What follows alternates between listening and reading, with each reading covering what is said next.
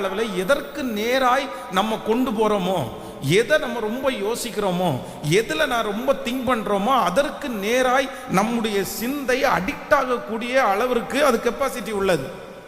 நீங்க நன்மையானவைகளை, நல்லவைகளை, ஒழுக்கம் உள்ளவைகளை, வெற்றியானவைகளை, சாதனைகளை எதை உங்களுடைய சிந்தனைக்குள்ள நீங்க கொண்டு போறீங்களோ அதுதான் உங்களுக்கு பிரதிபலிக்கும். நம்முடைய சிந்தை அப்படின்றது ஒரு கம்ப்யூட்டர் மாதிரின்னு வச்சுக்கோங்களேன்.